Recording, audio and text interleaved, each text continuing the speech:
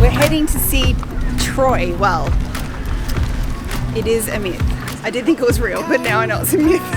My kids mostly know about from Peabody and Sherman, but they have that point of reference.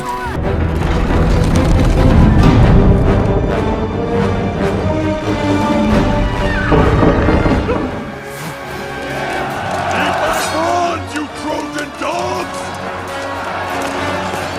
Eat my bronze, you Trojan dog!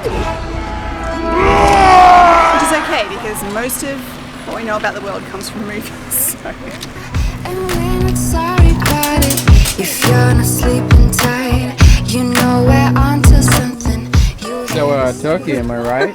Oh my gosh, yes.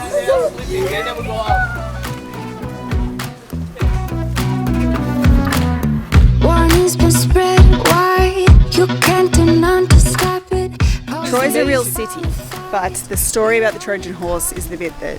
Well, according to some There's a lot people, of it's a metaphor of the destruction of the city. According to some people, it was a real horse where they hide the soldiers. According to some people, neither horse nor myth.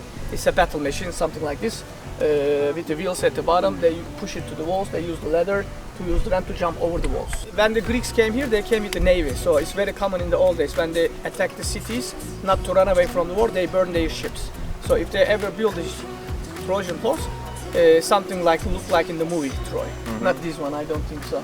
Because the one in the movie Troy, the one at Çanakkale City Center, is more like real because they use shipwrecks to build the horse. You hear the streets are crying, ocean turns in fire.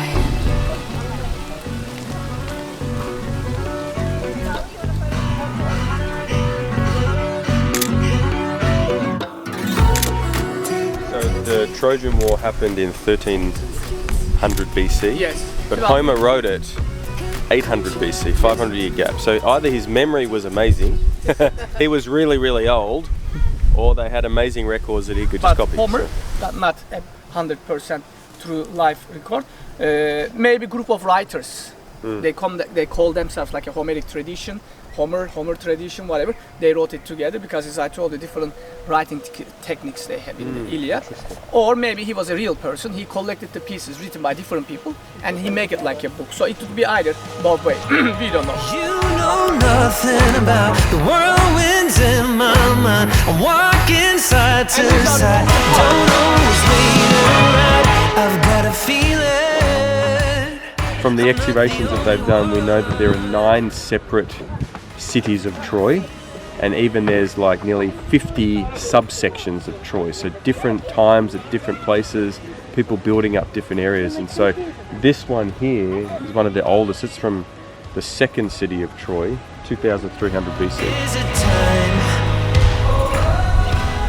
And he find the ash and he says, okay, there must be fire here. If I go deeper, maybe I find something else. So he go deeper, then under the ash he found the treasure. One of the very early cities of Troy, just before it was going to be destroyed, the king buried all of his treasure outside in the garden rather than in the house.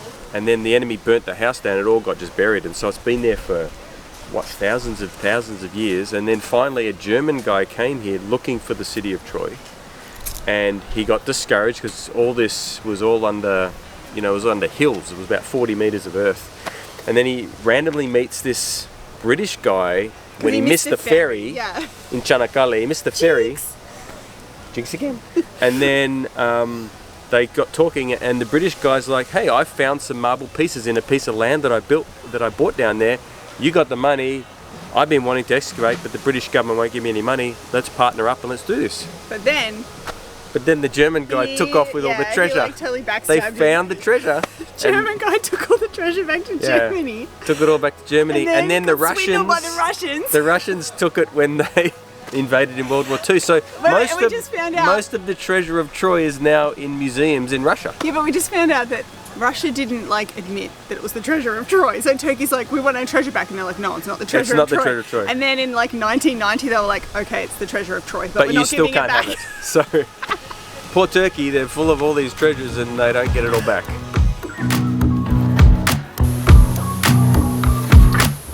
Cutting the power lines, we're done talking about it. A spark turns into fire, and we're not sorry about it.